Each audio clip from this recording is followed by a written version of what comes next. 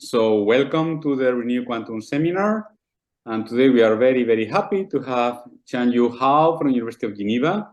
And she's going to tell us about the TSST correspondence via non-autonomous Toda equations. Qianyu. Thank you very much for the introduction.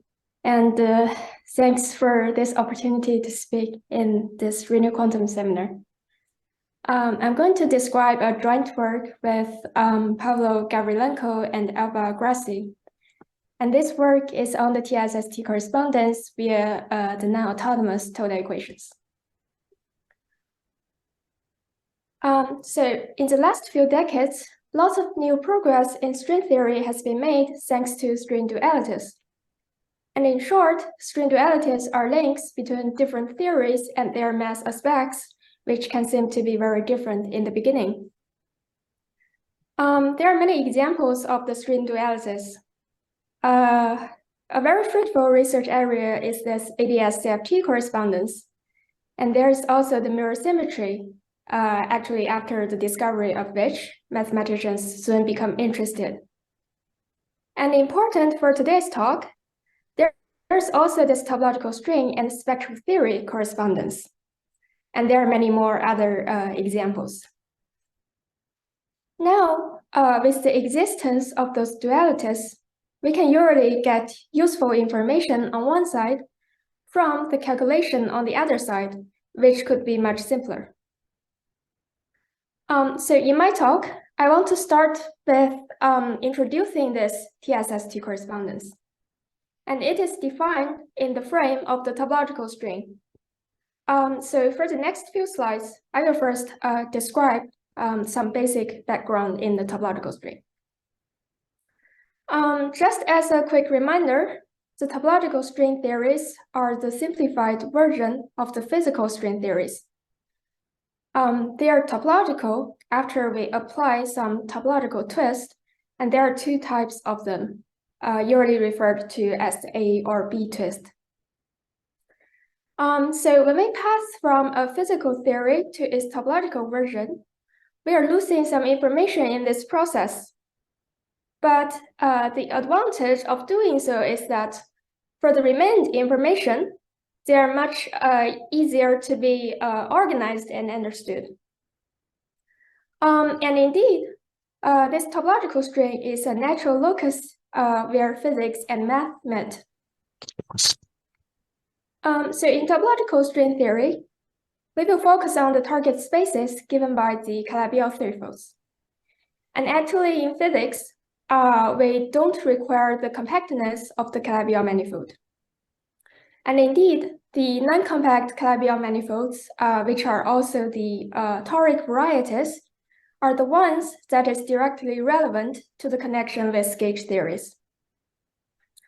And we are particularly interested in the topological string also because they capture the information of the Gromov-Witten invariant, as we will see now. So I want to start with describing a toric Calabi-Yau threefold in the A model.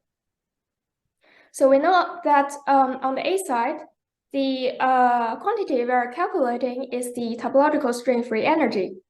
It is given as this genus expansion, where the summation is over the genus G, and GS is the string coupling constant. And the coefficients here, those F top G's, are the genus G free energies. And they are the generating function of the Gromov-Witten invariance of genus G. Recall that the Gromov-Witten invariant is counting holomorphic maps from genus G Riemann surface to the target Calabi-Yau manifold with a two-dimensional homology class, which I will call D. So to look at a concrete example here, I write down this F top 0, and it is given by this summation over the two-dimensional homology class D. And the coefficients N0Ds here are the Gromov-Witten invariants at genus 0 and degree D. So this T appearing in the exponential is the Kähler moduli on the A side. And from this topological string free energy, we can easily write down the corresponding topological string partition function, which is given by this exponential. However, notice that this topological string free energy defined perturbatively is actually a divergent series.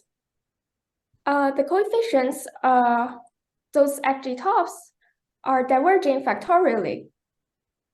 This is actually a common phenomenon in string theory when we are using the perturbative approach.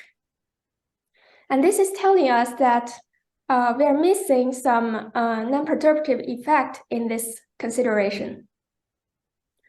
And actually, the main object in my talk, this TSST correspondence, is providing such a non-perturbative completion to this F-top or Z-top. So this is some background on the A side of the topological string. Now, using the mirror symmetry, we can go from the A side to the B side, because studying the A model on the Calabi-Yau manifold X is equivalent to study the B model on the mirror Calabi-Yau manifold, which I will call X tilde. And in our case, this mirror Calabi-Yau manifold is simply in this form, where XY are in C star and UV are in C. And this W appearing on the left-hand side is a Laurent polynomial in X and Y. The coefficients appearing here are the complex moduli kappa on the B side. So now on the A side, we have the Kähler moduli, and on the B side, we have the complex moduli. In the mirror symmetry, they are related to each other through the mirror map. And actually, instead of studying the whole mirror Calabi-Yau manifold, we can view it as a fibration over this XY plane. And now we can simply look at the degeneration locus of this fibration, which is given by UV equals 0. This defines to us a curve on this XY plane, which is given by this expression for sigma here. And this is usually referred to as the mirror curve. So up to this point, I have been introducing some basic objects in the topological string. And now I want to be more specific to the TSST correspondence. So in the TSST correspondence, we want to turn on a quantization on the B side. This is like turning on some deformation quantization of the theory. And the corresponding quantum parameter is denoted by H bar here. And it will be related to the A model string coupling constant GS through this reciprocal relation. So on the B side, turning on this quantization, the mirror curve we have just described will be quantized into the quantum mirror curve, which is now an operator equation. Having such an operator equation, we can further study its spectral property. And actually, this spectral theory is what is going to be appearing in the TSST correspondence. And in particular, the object capturing the spectral information is this spectral determinant, which I will call chi-x. So to see more concretely how this goes, we can look at a simple example here, where on the A side, we are studying this local P1 geometry. Now, through the mirror symmetry, the corresponding mirror Calabi-Yau manifold on the B side is described by a Newton polygon here. And from such a Newton polygon, we can easily read the mirror curve from it. Basically, each point on this Newton polygon will give us a term in this mirror curve. And since we are using xy in C now instead of C star, the terms appearing here will be of exponential form. And then the coefficient of those terms are given by the complex moduli and this complex mass Xi. And in physics, this complex mass is usually known as the complex coupling. And then after we turn on this deformation quantization by the quantization parameter h bar, the corresponding quantum mirror curve is this e to the p plus e to the minus p plus kappa 1 plus Xi e to the minus x plus e to the x. And this is simply obtained by lifting the xy appearing in the mirror curve into operators and require their commutator to be given by IH bar. In this expression of the operator here, we will treat kappa 1, the complex moduli, as the energy. And now we want to study the spectral information corresponding to it. And this spectral determinant, which we have mentioned, is given just as this Fredholm determinant, where we take the determinant of 1 plus kappa 1 times the inverse of this operator e to the p plus e to the minus p plus Xi e to the minus x plus e to the x corresponding to kappa 1. If we go to a basis given by the eigenvectors of such an operator, we can further rewrite it into the second line here. In this expression, ENs are the eigenvalues of this operator. And from this expression here, it is clear that the zeros of this spectral determinant corresponds to the cases where kappa 1 equals minus En for arbitrary n. So this spectral determinant we defined indeed captures the information of the spectrum. So this local P1, P1 is actually the simplest example in a class of geometry we are considering in our work. And this class of geometry is named as Yn0 geometry. So the corresponding mirror curve to it is described by this Newton polygon here. And this local P1, P1 corresponds to the simplest case where n equals 2. This can also be seen from this Newton polygon. Notice that the two endpoints at the bottom left corner depend on n. And if we take n equals 2, this Newton polygon indeed becomes the diamond shape we have seen for the local P1, P1 mirror curve. Now, from this Newton polygon, we can, it is straightforward to write down this quantum mirror curve corresponding to it, which is given explicitly here. And again, those kappas are the complex moduli, and this Xi is the complex mass or the complex coupling. So what's the main difference from the former case is that instead of 1 kappa, now we have n-1 complex moduli. So now we still want to study the spectral theory corresponding to such an operator, and every complex moduli can be interpreted as an energy here. So for each one of them, there will be a corresponding trace class operator, AI. And for the Yn0 geometry, they are given by this expression here. So because we have n-1 complex moduli in total, there will be n-1 non-commuting trace class operators. And the spectral determinant, which will appear in the TSST correspondence, is defined as the determinant of 1 plus the summation over all of the kappa I AI.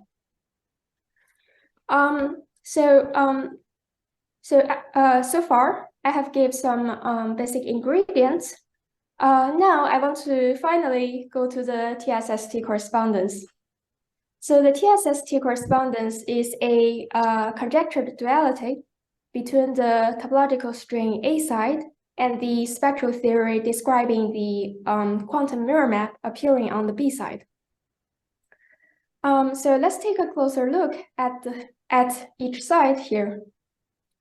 On the A side, the variables appearing in this expression are the Kähler moduli T and the complex coupling C, as well as the string coupling constant GS. The Gn appearing in this exponential is a function determined by the topological string free energy, which we have introduced. And we also know that it needs some non-perturbative completion. So there will also be this non-perturbative effect contributing to the Gn. So we're going to show more details about this on the next slide. And on the A side, there's also this summation, which is infinite over the root lattice of the an-1 Lie algebra. And the n here is the n corresponding to the yn0 geometry. And on the B side of the TSST correspondence, we have the complex moduli kappa I, and those AIs are operators depending on Kc and H bar we have seen. And indeed, the whole determinant appearing on the B side is just the spectral determinant we have described. So now, since I have already talked a lot about the B side, I want to elaborate a little bit more on the A side. And here is an expression for this Jn appearing on the A side. But we don't need to know in details what this is. The idea here is that such Jn contains two parts. One comes from the perturbative contribution given by this topological string free energy, which is this first line here. And the second part comes from a function, this Fs 5D, which is called the Nekrasov-Shatashvili free energy. And this function is actually a special function defined in physics. And the physics here is the 5D n-1 supersymmetric field theory. I'm going to talk a little bit more about physics on the next slide. But for now, we can just understand it as some concretely computable function in physics. So the role of the second line here that is determined by this Fs 5D is to provide a non-perturbative completion to this F top,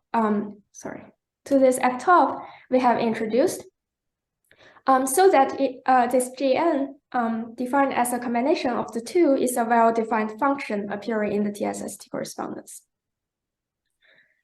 So now I also want to describe this Gn from the language of physicists a little bit. Actually, on the A side, there exists a correspondence in physics relating the topological string to the 5D n-1 supersymmetric field theory.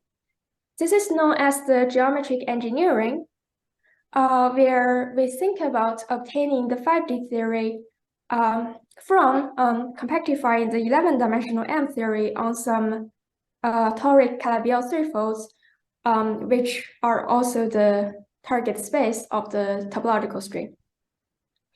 And in this dictionary of the geometric engineering, the topological string partition function will be mapped to a Nekrasov partition function in this 5D n-1 supersymmetric field theory. And the n=1 here just means that there are 8 supercharges preserved by this theory. And such Nekrasov partition function is usually denoted by the Nk 5D, and it depends on two epsilon parameters, epsilon1 and epsilon2. However, in order to make this identification with the topological string partition function, we need to restrict ourselves to a particular slice of this epsilon parameter space. This slice is characterized by epsilon1 plus epsilon2 equals 0. And then we need to further identify epsilon 1 with GS. This is usually known as the Gromov-Witten or Kupukuma-Waffa phase of the Nekrasov partition function in 5D. And actually, now we see that on the A side, there's only one parameter GS, and on this 5D supersymmetric field theory side, we have two parameters, epsilon 1 and epsilon 2. This inspired people worked on the topological string to define a refined version of the topological string, which now also depends on both epsilon 1 and epsilon 2. In particular, this refined topological string partition function now also depends on epsilon 1 and epsilon 2. Will be directly identified with the Nekrasov partition function at this generic epsilon parameter space. The reason I'm introducing this refinement of topological string or this physics about the Nekrasov partition function is because now the Jn appearing in the TSST correspondence can simply be described using two special phases of this epsilon parameter space. The perturbative contribution, this the top, or recall that it's defined as E to the topological string free energy, is just given by the Gromov-Witten or Kupukuma-Waffa phase, where, as we can see here, it corresponds to the Nekrasov partition function in 5D, where we set epsilon 1 equals GS and epsilon 2 equals minus GS, just as what we have talked about. And then this remaining part will come from another special phase of this epsilon parameter space. And this phase is usually referred to as the Nekrasov-Chatashvili phase. It is specified by sending epsilon 2 to 0. And indeed, this special function, DNS5D appearing in the expression of Jn, it's just the Nekrasov partition function in 5D with epsilon 1 equals h bar and epsilon 2 equals 0. Here I have introduced all the variables and functions appearing on each side of the TSST correspondence. And the only remaining task here is to relate different parameters on each side together. So we have already introduced that this quantization we turned on the B side to give this spectral theory has this quantum parameter h bar, which is related to the string coupling constant GS on the A side by this h bar equals 1 over GS. And since we can view both of them as some coupling constants, this is telling us this TSST correspondence is about some strong weak coupling duality. And also we know that on the A side, we have the killer moduli T, and on the B side, we have this complex moduli kappa. And there's actually one more subtlety. So after we turn on this quantization by h bar, or equivalently by GS, the mirror curve connecting the kappa and T is actually also quantized. And this is the quantum mirror map. And we have a systematic way to produce such quantum mirror map. Okay, so now I want to make a last comment in this introduction part about the TSST correspondence. So first, it is still remained as a conjecture, but even though it's still a conjecture, it has already been tested in many examples, and it has also been applied to many studies. And here is an incomplete list of the related work.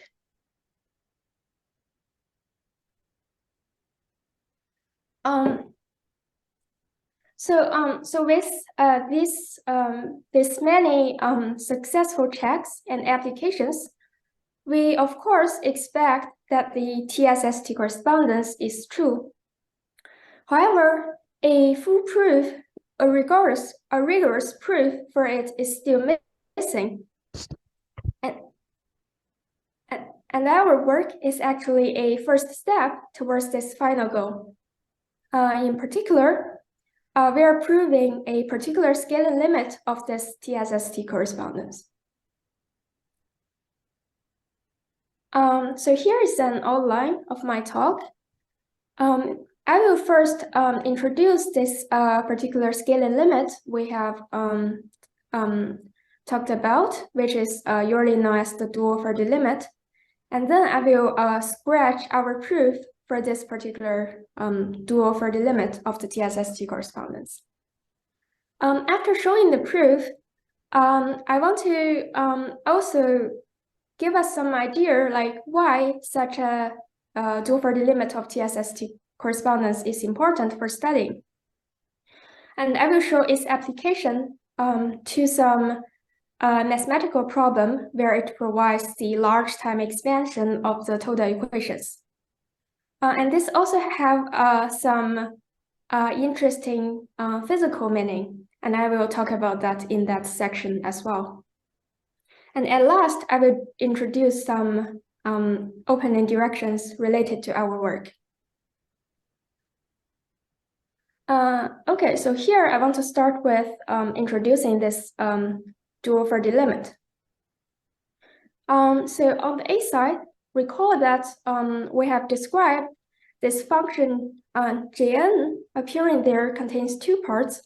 One comes from the perturbative contribution, this is the top, and the other comes from this non-perturbative completion determined by a function Jn 5D. And roughly speaking, if we are imposing this dual-Faraday limit, this Jn 5D will vanish, and the remaining part in the top will become much simpler. So let me try to be more concrete here. Now we are still staying on the A side, and this is the scaling we take for the quantities appearing on the A side. Here, the GS is the string coupling constant, and Kc is the complex mass or complex coupling. And this T, again, is the scalar moduli. And now, after making this rescaling using beta, this T appearing on the right-hand side should be understood as some 4D version of the complex coupling. And the sigma appearing there will be the 4D version of the scalar moduli. And then to do the 4D limit, to give the dual 4D limit, we need to send beta to 0. And then this expression appearing on the A side of the TSST correspondence will becomes this summation over another function, the SD4D, which I'm going to introduce now. So as we can already see here, recall that this Gn has this complicated expression in terms of the top and the NS5D. This remaining expression in the dual-Faraday limit has already been simplified a lot. And this the SD4D remained on the A side is actually another special function which is defined in physics. So to be more precise, the physics here is the 4D n equals 2 SUN super Yang-Mills. And this the SD4D is just the Nikolsov partition function for this 4D n equals 2 theory at the self-dual phase. And the self-dual phase should be understood as the 4D version of the Gromov-Witten or Gubakumov-Waffa phase we have connected to the standard topological string for the original TSST correspondence. And now, again, such a Nikolsov partition function in 4D is some well-defined and computable function in physics. And since we're going to prove this dual for the limit, I will try to be more specific here. And this SD4D is given by this expression here, where this t to the 1/2 sigma square is like the classical contribution. And this product of Barnes function G's is the one loop contribution. And the remaining part, this D4D inst, comes from the instantons. And schematically, it is expressed as this series expansion in the 4D coupling constant T. And the coefficients Cn sigmas here should be understood as some exact function in this 4D version of the Kähler moduli. And such series is actually a series with non-zero radius of convergence. So this way of defining, this DSD4D is actually some well-defined quantity. And I want to show a concrete example for n equals 2 here. So there's a way for calculating this instanton contribution through the instanton calculus. And this is indeed what happened for n equals 2, which corresponds to the 4D SU2 super Young Mills. And as we can see, this is a series in T, and the coefficients are given by this rational function of sigma 1, which is the only for the, well, there's only one Kähler moduli, and then there's only one for the version of it, the sigma 1. And this the 4D inst is indeed a series with non-zero radius of convergence. So now I told you what is happening on the A side. Then what is going on the B side? So on the B side, I also show here what is the scaling we are imposing to the parameters. So those kappa j's appearing here are the complex moduli. And then when we impose this rescaling, the xj's appearing on the right-hand side will be the 4D version of the complex moduli.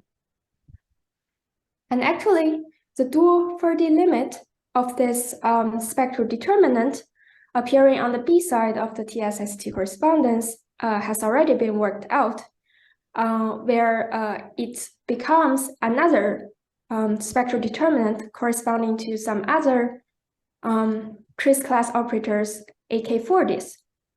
The explicit expression for AK4Ds at generic N and K is given here. So from this expression, if you still remember the expression for AI, you will notice that this is already simplified a lot. And because of the cos P appearing in the denominator, this is actually some difference operator. And this fx is also given here. And just as the kappa i's are explained as the energy in the original spectral theory, the xk's, which are the 4D versions of them, now are also interpreted as the energies. So this is indeed some determinant, which is simplified already. So let's do a summary of this dual 4D limit of the TSST correspondence. And in particular, we are considering the Y0 geometry. So now we imply this kind of rescaling for all the parameters appearing either on the A side or on the B side, and require beta to go to 0. And the remaining TSST correspondence is this simplified version of it. And this is indeed what we are going to prove now. And one last comment about this dual 4D limit is to, again, relate different quantities appearing on A side or B side. And here, the parameters we have now are the 4D version of the Kähler moduli sigma and the 4D version of the complex moduli xk. We know that in the original TSST correspondence, the 5D versions of them are related by the quantum mirror map. And if we impose the dual 4D limit for this quantum mirror map, this relation will simply become this case elementary symmetric function, where xk is here and sigmas appear in the exponential. And we will use this case elementary symmetric function later for talking about the application. Okay, so now I gave you all the details of the dual 4D limit of the TSST correspondence. Let me now describe our proof for this dual 4D limit. So the first thing we notice is that this infinite summation of the nucleus of partition function in 4D at the self-dual phase appearing on the A side is actually in the form of a solution that has already been found for the rank n Toda equations. Rank n non-autonomous Toda equations. But in this talk, I will already call it just as the rank n Toda equations. And this rank n non-autonomous Toda equations are given by this partial square log t log tau j equals minus t to the 1 over n, tau j plus 1, tau j minus 1 over tau j squared. And this t in this expression is usually referred to as the time. And we further require some periodicity conditions at tau j equals tau n plus j.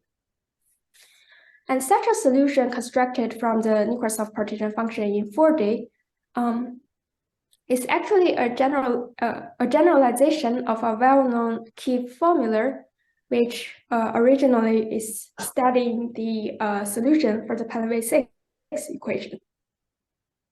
And there, the solution for the Palenvie-6 equation is constructed from the 4D nucleus of partition function in the 4D equals to SU2 superconformal field theory. And later, such a solution has been generalized to other Palenvie equations. And in particular, if we take the rank 2 non-autonomous Toda equations, that is equivalent to the Palenvie-3 equation. And later, such solution has also been generalized to other rank n non-autonomous Toda equations. And this is indeed what we are using here.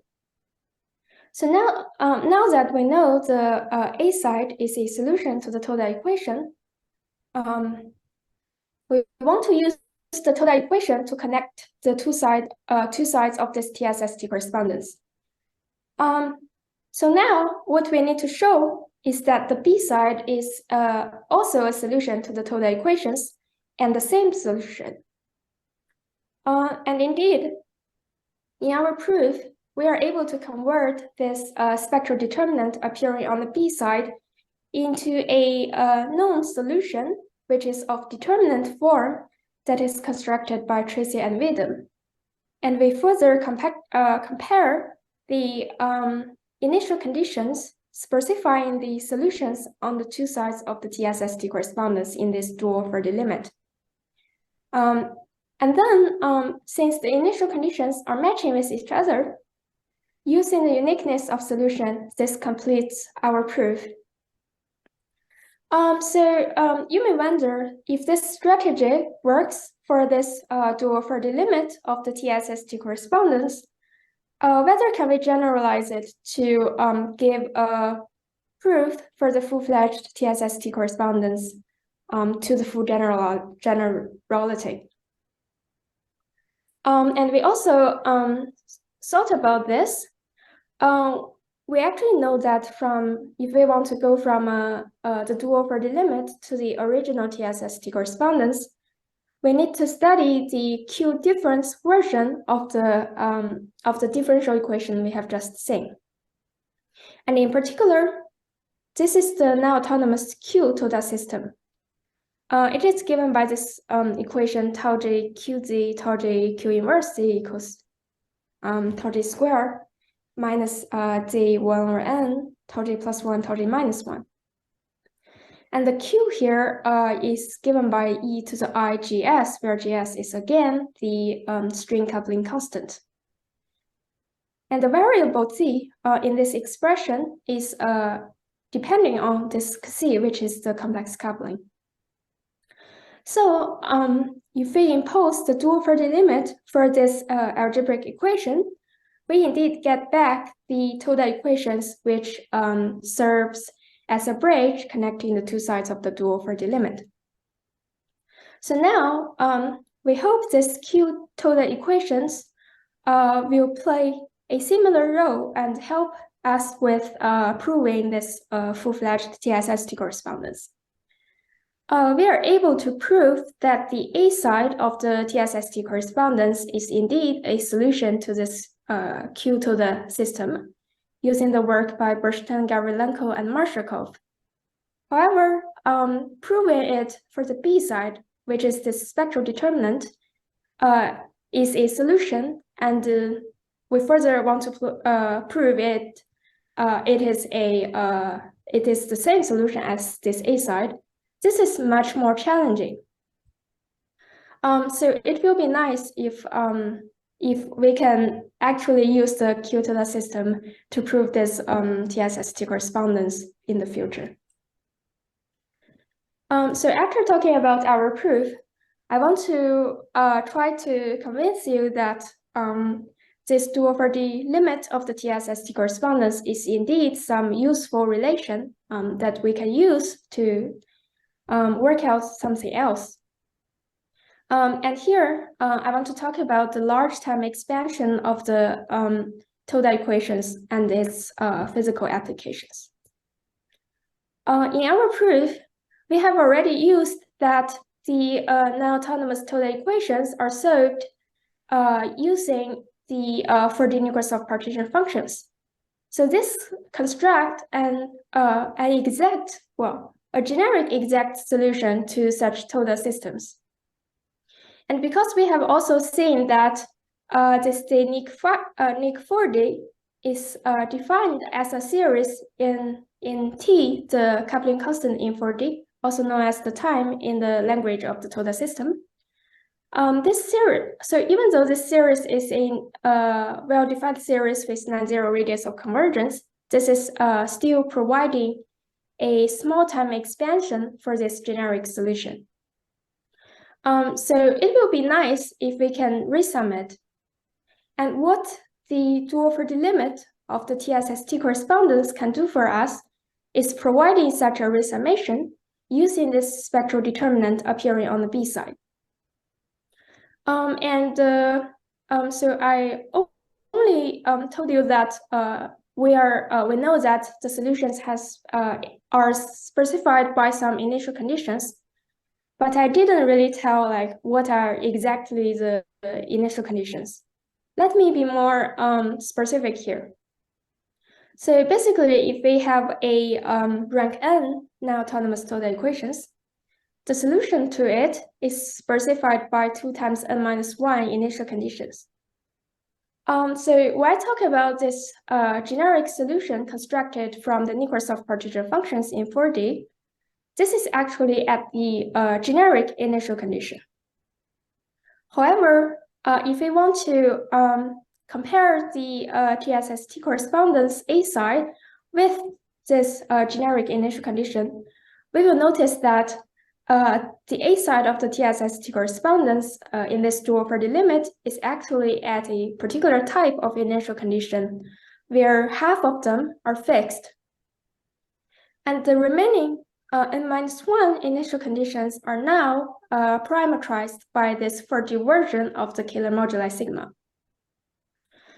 And since we proved the initial conditions on the two sides of the TSST correspondence in this dual Faraday limit is at the same initial condition. This means this spectral determinant we provided as a resummation is also a solution at this specific initial condition. And actually, on the A side and B side, we use different coordinates for this initial condition space. So now those n-1 remaining initial conditions are parameterized by the 4D version of the complex moduli X here for this spectral determinant. However, I want to leave with this dependence of the, so this restriction of the initial condition for the spectral determinant and just use it as a exact function in T for now. So what's good about this spectral determinant is that we can further do a small energy expansion. Recall that we call xk's the 4D version of the complex moduli energies in this case. So after this expansion, what's good is that the coefficients, those CMs, can be further recasted into a matrix model, which is in this form of expression. And again, we don't need any details from this expression. I just want to describe what I want to do with this matrix model.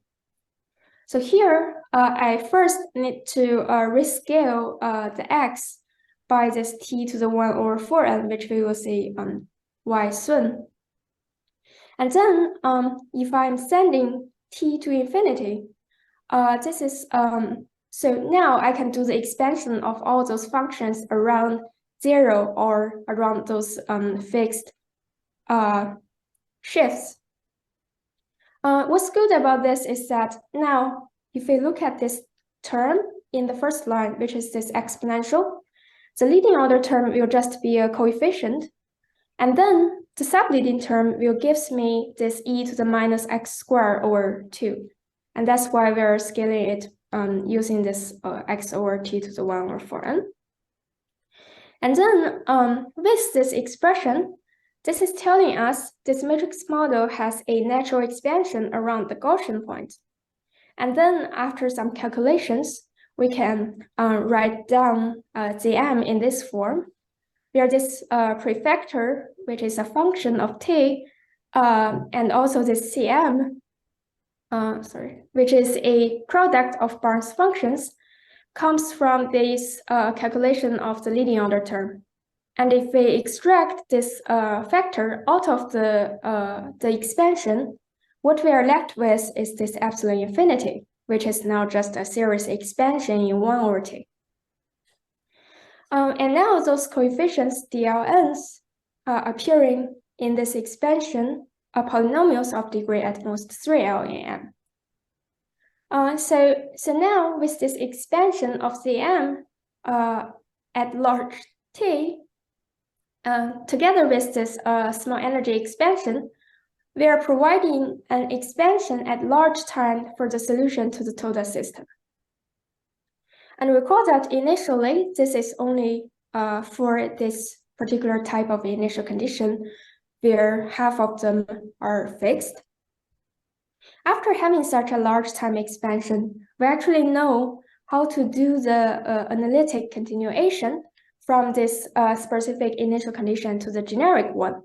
And this is our result for the generic 2 times n-1 initial conditions, which are now parameterized by x and nu.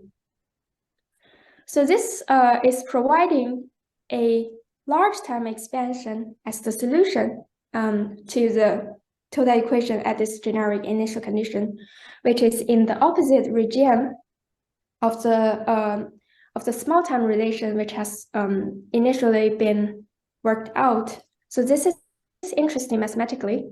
And also, such a result has some interesting physical meaning, which I'm going to describe now. So this large time expansion is actually providing the partition function of the 4D n equals 2 as UN super young mules, as we have seen. Now at the strong coupling region, because recall that this t appearing in the denominator plays the dual rule of either the time in the Toda equation and the coupling constant in physics. So this is telling us, using the dual for the limit of the TSST correspondence, we are able to go from the weak coupling region, where the solution is constructed from Nicholson partition function, and the localization technique for it is valid there, to the strong coupling region. So this is interesting physical-wise, and we can further compare the result with some existing literature at the strong coupling region. So I hope this will help us with understanding that this dual for the limit of the TSST correspondence indeed is a very helpful relation. And now, to wrap up the talk, I want to mention some opening directions related to our work. So in our work, we have proved this dual for the limit of the TSST correspondence. It will be nice if we can generalize this to prove the TSST correspondence in the most generic case. Maybe first for those Y and zero geometry. And also, I talked about some physical application of this dual for the limit of the TSST correspondence, and it provides us with this strong coupling region Nicholson partition function. And we know that in the at the weak coupling region, the Nicholson partition function which works there has this this incident calculus where we can work out all the coefficients from some Young diagrams. It will be nice if we can also work out some combinatorial expression for the coefficients appearing at strong coupling region. Another interesting direction to go is related to that. Now we worked out the solution at large time expansion for the generic initial condition, and the small time expansion at the generic initial condition has already been known. However, we know that just as in the TSST correspondence, at small time and large time, we are using different coordinates for this generic initial condition space. If we are restricting ourselves to the initial conditions, the half of initial conditions given by the TSST correspondence, this relation is just given by the case elementary symmetric function, as we have already seen. But it will be nice if we can work out the maps for the generic initial conditions. And actually for n equals 2, this has already been done, and it has been known that this can be related to the Fogg-Goncharov and Fentrel-Nielsen type of coordinates transform. It will be nice if we can generalize this to higher rank n. And the last point I want to mention here is related to the crucial role the Toda equations played in the proof of the dual for the limit. From this talk, I think I have mentioned many times that both the TSST correspondence and the dual for the limit of it are closely related to the supersymmetric field theories. So it will be nice if we can see the Toda equation appears from physics. And indeed, this has been shown from different perspectives. For example, so it is the Toda equations are just the TT star equations corresponding to some surface defect inserted into the 4D N-2 theory. Now, since we hope the Q Toda equation will play also an important role in the proof of this full-fledged TSST correspondence, we hope to also see it from physics. In particular, it will be nice to check whether the TT star equation, now corresponding to 3-dimensional defect inserted into 5-dimensional theory, will produce such TT star, will produce such Q Toda equations. And that's the end of my talk. Thank you very much for your attention. Thank you very much.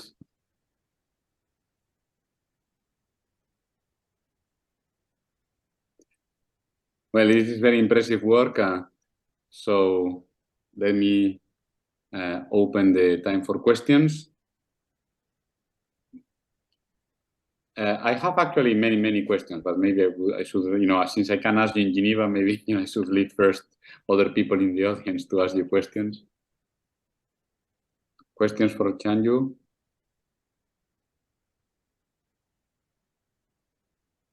Okay, let me then ask you a couple of questions. So, in this matrix model that you have, yes, right? So let me see if I understand correctly. You recover this matrix model has the information about the dual free energy. I mean, the dual prepotential of n equal 2 plus its quantum corrections, right? Or is just the I mean, if I understand correctly, when you do the large M limit of this matrix model, you get the prepotential, and then you should get also kind of quantum corrections to this prepotential, if I understand correctly. Or you just get I mean, there should be more information here than just the prepotential of Cyber and Witten, right? But this spectral determinant is just capturing the quantization condition of this difference operator appearing in the dual for the limit. And this is captured by the self-dual phase of the Nekrasov partition function. Yes, but in terms of the matrix model, if you want to get so imagine that I just want to get the dual prepotential of Cyber-Witten theory. I just the pre-quantization, pre-Nekrasov, just the original Cyber-Witten prepotential. Then I should take a large N limit of this matrix model, right? If I just want F0, the dual prepotential of Cyber and Witten. Yes, and indeed, this matrix model will also contains the contribution from higher large N limits. So higher genus corrections in the matrix model correspond to quantum corrections in H bar for the dual partition function, right? Or something like that. Yes, that's an expression in the GS. Okay, very good. So now another question, like more speculative, is, I mean, I think one of the crucial steps in your proof is this kind of Tracy-Whedon result, right? Yes. So does this rely very heavily on the special form of the operator? Or it's more, I mean, does it really use the fact that you have an inverse cosh and really uses you have to really be able to diagonalize, to find the kernel of the operator in order to use this result, right? Yeah, indeed. What we're doing is to compare the kernels appearing in their work and our work, and try to do some transformations to make them match. I see. So in the QD form case, this is you need some sort of generalization of Tracy and Whedon, and this is what is hard to obtain, right? Yes, because I think for the Q difference case, there's no such determinant solution which has already been worked out that can be that our spectral determinant can directly be converted to. But you have I mean, if the TSST conjecture is true, then the 5D version of the spectral determinant should be a solution of this Q-Toda equation, right? Yes. Cannot you at least check this? I mean, can you check this? I mean, in directly as a solution of the Q-Toda equation. So is it easy, or I mean, maybe this gives an idea of how to get a proof. Yeah. Up to now, I don't know whether we can check directly that it is a solution to the Q-Toda equation, but that's a very good direction to go with. Okay. Well, okay. Other questions or comments?